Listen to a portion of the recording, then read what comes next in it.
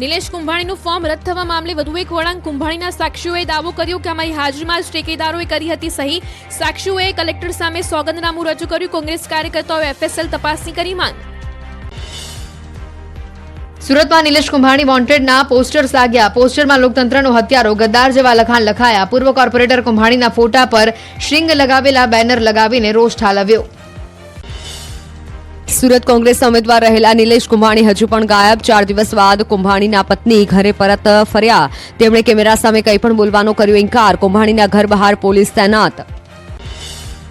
કુંભાણી વિવાદમાં સાક્ષીઓ આકરા પાણીએ. ચૂંટણી પંચ પર આરોપ લગાવતા કહ્યું, અમારી એફિડેવિટ પર ધ્યાન નથી અપાયું. ઠેકેદારો અને કુંભાણી બંનેએ ગદ્દારી કરી છે.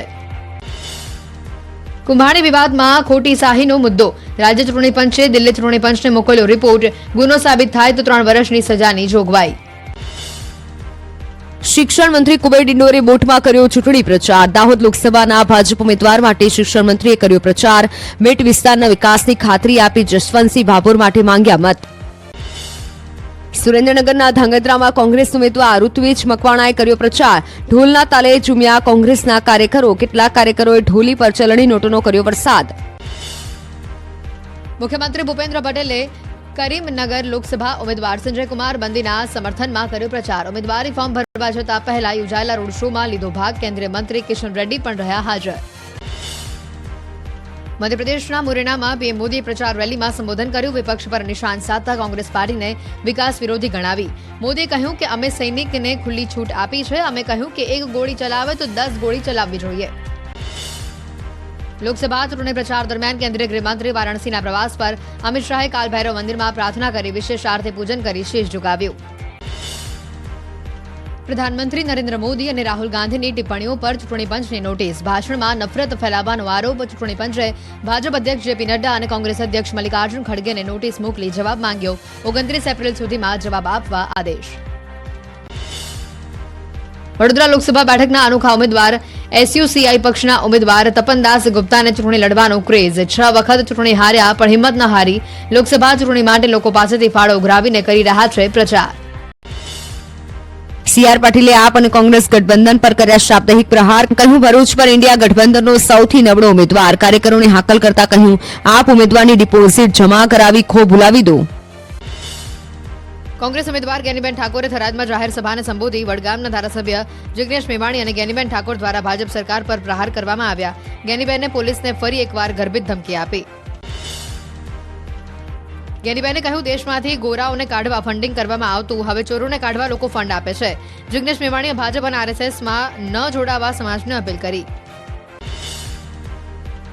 વિરમગામમાં ભાજપના MLA હાર્દિક પટેલે યોજી બેઠક. ભાજપના વકીલ સેલના અગ્રણી JJ પટેલ પણ બેઠકમાં હાજર.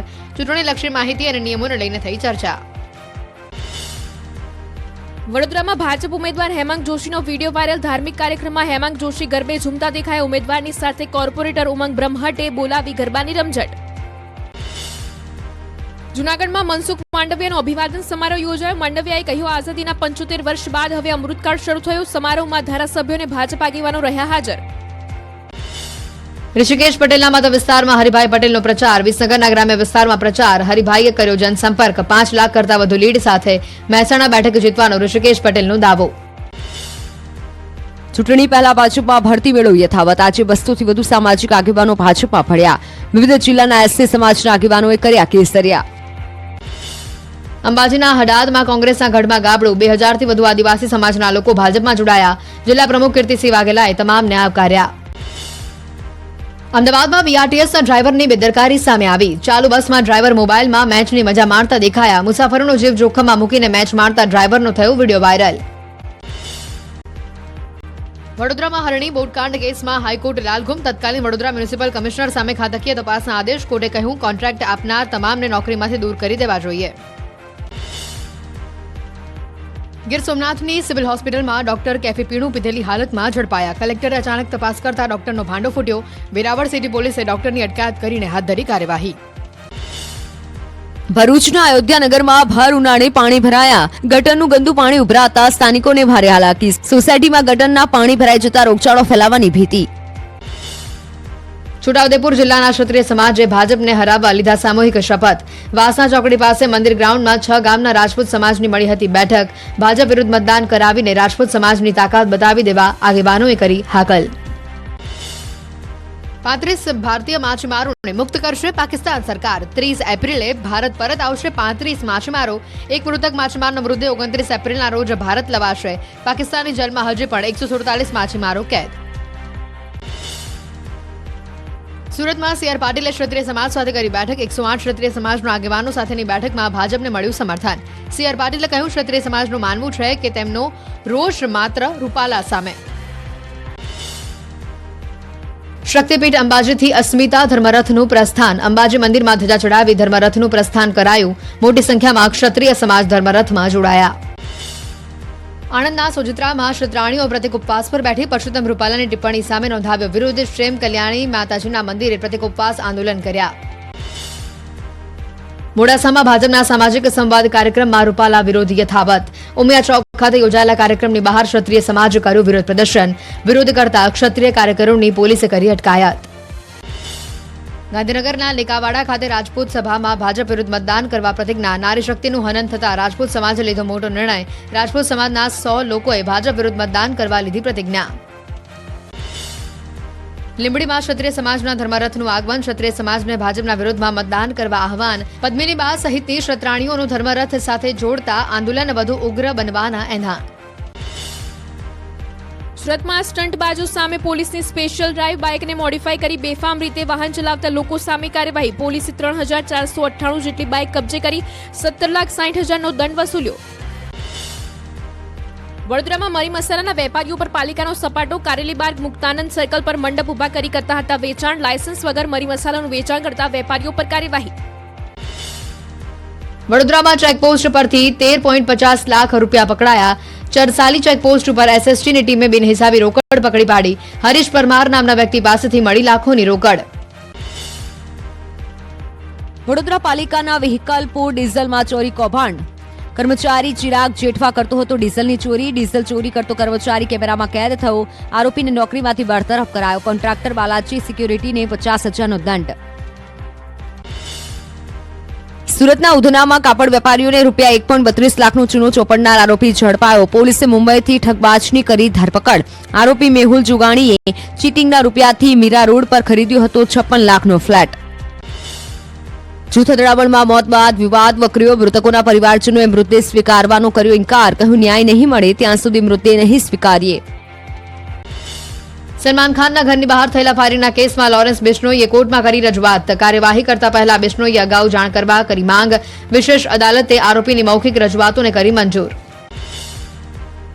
જૂનાગઢમાં પ્રધાનમંત્રી પર અભદ્ર ટિપ્પણી કરનાર યુવકની ધરપકડ. ઇન્સ્ટાગ્રામ પર યુવકે પોસ્ટ કરી હતી વાયરલ. પોલીસે યુવકની ધરપકડ કરી કાયદાનું કરાવ્યું ભાન. ગુજરાતમાં નહીં મળે ગરમીથી રાહત. પવનની દિશા બદલાતા ગરમીનો પ્રકોપ વધવાની હવામાન વિભાગની આગાહી. રાજ્યના કેટલાક જિલ્લાનું મહત્તમ તાપમાન 42 ડિગ્રીની આસપાસ પહોંચવાની શક્યતા. ભાવનગર સહિત ગોહિલવાડમાં ઠેર ઠેર માટીના દેશી માટલાઓના હાટડાઓ મંડાયા. ગોંડલ, મોરબી, રાજકોટ સહિત અનેક જગ્યાએથી મળે છે ઓર્ડર. 75 રૂપિયાથી લઈને 250 રૂપિયા સુધીના માટલાનું વેચાણ. પ્રજાપતિઓ દરિયાની ખાડીમાંથી માટી લાવી બનાવે છે માટલા. ખૂબ જ લાંબી અને મહેનત માંગી લેનાર છે બજારમાં માટલા પહોંચાડવાની પ્રક્રિયા. એક માટલું બનાવવા પાછળ લાગે છે ઓછામાં ઓછા 6 દિવસનો સમય.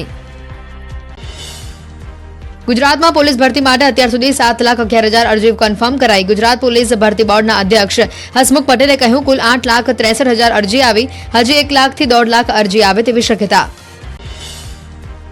સૌરાષ્ટ્ર યુનિવર્સિટીમાં એબીવીપીનો હલ્લાબોલ. બીસીએ સેમેસ્ટર 4ના પેપર લીક મામલે તાત્કાલિક ફરિયાદ કરવા માંગ. કુલપતિની ચેમ્બરનો ઘેરાવ કરી નારેબાજી સાથે આંદોલનની ચીમકી ઉચ્ચારી. એબીવીપીના વિરોધ બાદ સૌરાષ્ટ્ર યુનિવર્સિટીમાં સત્તાધીશો એક્શનમાં. બીસીએ સેમેસ્ટર 4ના પેપર લીક મામલે નિવૃત્ત જજની અધ્યક્ષતામાં કરાઈ કમિટીની રચના. કમિટીના રિપોર્ટ બાદ થશે કાર્યવાહી. પશ્ચિમ સિંહભૂમના કોલ્હાન જંગલમાંથી ફરી મળ્યા 3 આઈઈડી બોમ્બ. સુરક્ષા દળોએ 3 આઈઈડી બોમ્બનો નાશ કર્યો. સુરક્ષા દળોને નિશાન બનાવવાનું નક્સલવાદી કાવતરું નિષ્ફળ. ગિરડીહ જિલ્લામાં લોકસભા ચૂંટણીને લઈ પોલીસ અધિકારી દીપક કુમાર શર્માના પ્રયાસો સંવેદનશીલ વિસ્તારમાં જાતે જઈ કરી રહ્યા છે નિરીક્ષણ પાણી વીજળી જેવી સમસ્યા વિશે પણ કર્યું નિરીક્ષણ સાથે જ બાળકો સાથે સમય વિતાવી તેમણે શિક્ષણના મહત્વ વિશે પણ આપી સમજણ જેસલમેરના ખોડી ગામ નજીક ભારતીય વાયુસેનાનું નાનું વિમાન થયું ક્રેશ ગ્રામજનોને જાણ થતાં તંત્રને આપી હતી માહિતી વાયુસેનાના અધિકારી તેમજ ફાયર વિભાગની ટીમ પહોંચી હતી ઘટના સ્થળે ભાવનગરના કોઠિયા ગામમાં વર્ષો બાદ પહોંચ્યો વિકાસ આઝાદી બાદ પ્રથમ વખત કોઠિયા ગામને મળી એસટી બસની સુવિધા ગામમાં બસ આવતા લોકોએ વાજતે ગાજતે કર્યું બસનું સ્વાગત અમદાવાદથી સાળંગપુર સુધી શરૂ થશે daily helicopter ride કાંકરિયાથી Kashtabhanjan Dev મંદિર સુધી 40 મિનિટમાં પહોંચાશે 30,000 રૂપિયા ચૂકવવું પડશે ભાડું યાત્રાધામ વિકાસ બોર્ડ મે મહિનામાં શરૂ કરશે ડેલી હેલિકોપ્ટર રાઇડ સાળંગપુર મંદિરથી 700 મીટરના અંતરે બનાવાયા 2 હેલીપેડ એક સાથે 6 લોકો હેલિકોપ્ટરમાં બેસી કરી શકશે સફર દ્વારકા જગત મંદિરમાં વર્ષ 2023-24માં 81,50,000 ભક્તોએ કર્યા દર્શન ભક્તો દ્વારા દ્વારકાધીશ મંદિરમાં 23 કરોડ 78 લાખની ભેટ અર્પણ કરાઈ 1.7 કિલો સોનું જ્યારે 50.6 કિલો ચાંદી દ્વારકાધીશને અર્પણ કરાયું દ્વારકાધીશના મંદિરે રાજ્યસભાના સાંસદ પરિમલ નથવાણીએ શીશ ઝુકાવ્યો દ્વારકાધીશના દર્શન અને પૂજા અર્ચના કરી નથવાણીએ શારદાપીઠ ખાતે જગતગુરુ શંકરાચાર્યના આશીર્વાદ લીધા નડિયાદ નજીક બુલેટ ટ્રેન પ્રોજેક્ટ માટે 100 મીટર લાંબો make in India steel bridge launch કરાયો વડોદરા અમદાવાદ મુખ્ય લાઇન પર બ્રિજ બનાવાયો જાપાનીઝ જ્ઞાનની સાથે મેક ઇન ઇન્ડિયા વિઝન હેઠળ ઇન્ફ્રાસ્ટ્રક્ચર બનાવવાનું ઉત્તમ ઉદાહરણ એન્જિનિયરિંગ પ્રવેશ માટેની જેડબલઈ મેન્સ પરીક્ષાનું પરિણામ જાહેર દેશભરમાંથી 56 ઉમેદવારોએ 100% ગુણ મેળવ્યા ગુજરાતના 2 વિદ્યાર્થીઓએ 100માંથી 100 ગુણ મેળવીને સફળતા પ્રાપ્ત કરી અમદાવાદના 2 વિદ્યાર્થીએ એર ટોપ 200માં સ્થાન મેળવ્યું બારડોલીમાં શતાયુ વૃદ્ધો માટે મતદાન શરૂ મહુવાના વાંગરોડિયા ગામમાં 102 વર્ષના વૃદ્ધાએ કર્યું મતદાન વૃદ્ધાએ પોસ્ટલ બેલેટથી મતદાન કરી પોતાની ફરજ બજાવી અને દરેક લોકોને અચૂક મતદાન કરવા માટે કરી અપીલ મતદાન કરનારા લોકોને ગોધરાના વેપારીઓ આપશે ખાસ ડિસ્કાઉન્ટ 7મીના રોજ મત આપનાર લોકોને 7% ડિસ્કાઉન્ટની જાહેરાત વધુમાં વધુ મતદાન થાય તે માટે અનોખો પ્રયાસ અરવલ્લીના માલપુરમાં 85 વર્ષના વૃદ્ધાએ કર્યું મતદાન ચૂંટણી પંચની ટીમે વયોવૃદ્ધ મતદારોના ઘરે ઘરે ફરી કરાવ્યું મતદાન વૃદ્ધ મતદારોએ લોકશાહીના પર્વમાં મતદાન કરીને ફરજ નિભાવી